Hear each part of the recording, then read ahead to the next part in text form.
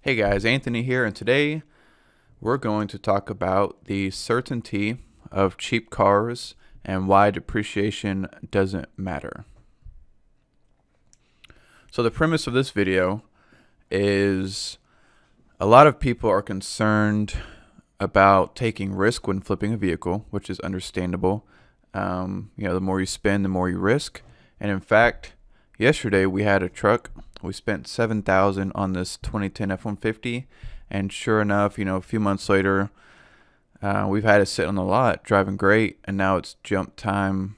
Might need a new engine. It's going to cost me $3,000. So that's the risk you take with more expensive vehicles, more expensive repairs.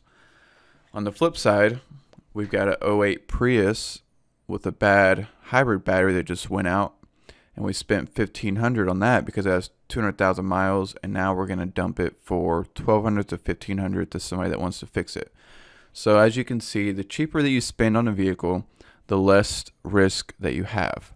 And that's part of what we're talking about today, which is the certainty of cheap cars. And what that means is there will always be people that need cheaper cars.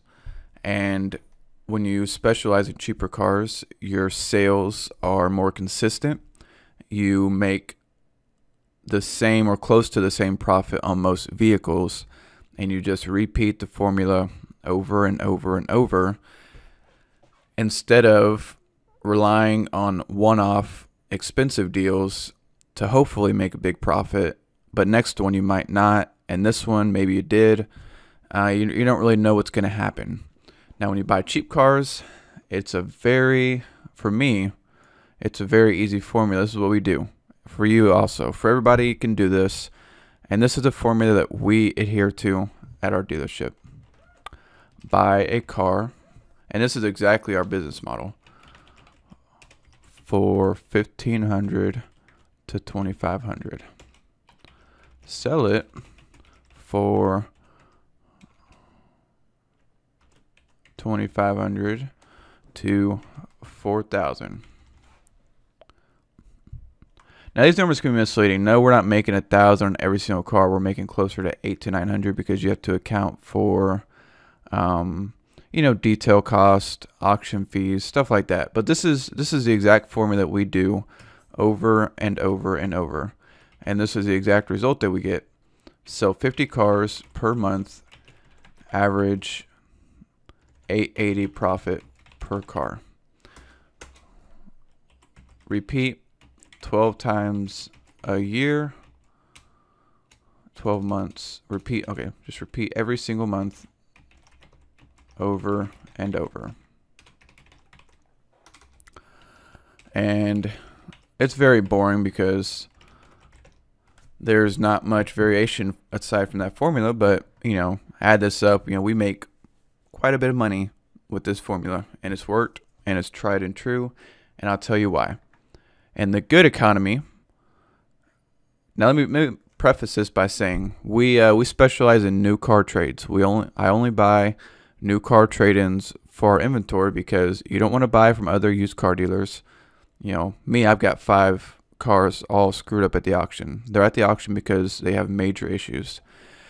You only want to buy new car trade-ins because somebody has driven that car and they've bought a new car, so they've traded in their car, and that means there's usually minor stuff wrong. Now, when there's major stuff is obvious, but if you are not a dealer and you're flipping cars on the side, then you're going to be looking, for cheaper cars, preferably under $3,000, under $2,500 if you can, that you can just make a quick $800 to $1,000 on. And for me, the $800 to $900 is important because most dealers think they have to make at least $1,000 to make a deal worth it. But for me, I know by the numbers that $800 is worth it because $800 on $2,500, I use percentages. That's a 32% profit margin. And our target every month is 25 to 30%. So we're meeting our numbers. And if you do this over and over, if you do $1 million in sales,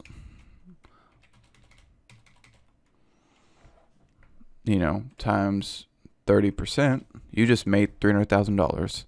And for us, we do 2.5 million in sales, and we average closer to 22% profit margin, which, take that, and that's, do the math. But with these new car trades, if you can go to the auction, whether it's a good economy or a bad economy, if it's a good economy, people are going to take less, they're not going to care about their trading because they're buying a new car, everything's good. The dealer can give them $1,000 and they're happy. Then they send it to the auction, you buy it at the auction for $1,015, you sell it for $15 to $25, and you just do that over and over. If it's a bad economy, they're just happy to get what they can get at the dealership.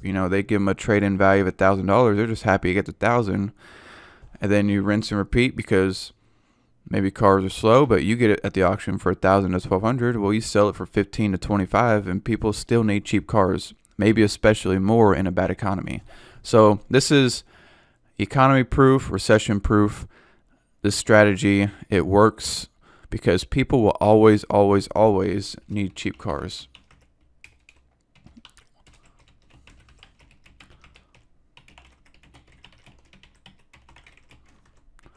Good economy, they need a car for their kids because they're growing up, whatever. Bad economy, they need a cheap car because they can't afford a new car.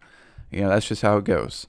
And when we're talking about when you're buying a flip, whether it's good economy, people are going to not care about getting as much because the economy is good, they're making money. If it's a bad economy, they just want to sell it for what they can get, and there's less buyers because people don't have as much money. So when you're going out there, just target the $800 to $1,000 profit. Buy the car for $1,000 to $2,000, sell it for $2,000 to $3,000, $15,000 to $3,000, or $1,500 to $3,000. And just do that over and over and over. And there's certainty, there's a minimal risk. And you can't lose more than you spend, and you definitely aren't going to lose that much. If you spend $1,500 on a car and it starts knocking, sell it for $800 to $1,000. Take your loss, learn the lesson, fix it for next time. But you can minimize your loss. Instead of spending $5,000, the engine goes out, you're going to lose $2,000 to $3,000, and you're going to have a lot bigger, more costly lesson there. And lastly, this is why depreciation does not matter, because a car that sells for $3,000 is worth $3,000. It's worth what someone pays you, and what someone pays you is dictated by the market value. It's not going to be dictated by the depreciation or even the book value. For me, we don't use book value on any car under $4,000. It does not matter unless we overprice the car, then we're going to drop it way down because we don't want to overprice something. But if people have less than $4,000 in their pocket, they want the nicest car for the price. That's it. If you have the nicest car for the price, you will sell it. If you have a 98 Honda Civic with 250,000 miles and you put it for $3,000, it's not worth shit. But if you put it for $1,000 or $1,200, it's going to sell, because if it's a good running, decent driving car in that price range, it's going to beat most of the other stuff that needs major work. So buying cheap cars takes away the risk and the variable of depreciation and book value. You can solely rely on market value, because just go on Craigslist, go on Facebook, look at every car for sale between $1,000 to $4,000 or $2,000 to $4,000, depending on your market, and see what's out there. You will know the market well enough that you know what to price every vehicle for based on its year, make, price, or year, make, miles, how nice it is. And yeah, if you know the market, you know what the car is worth in your market, and that's going to give you a huge advantage. Plus, you can make quicker decisions when you buy a car because you're not staring at a book value. So that's today's video. Hope it helped you out a little bit. It's kind of my quick thoughts. Subscribe below if you haven't already. Thumbs up are definitely appreciated, whatever. And this is Anthony with Pro Dealer Secrets, and I'll see you guys on the next one.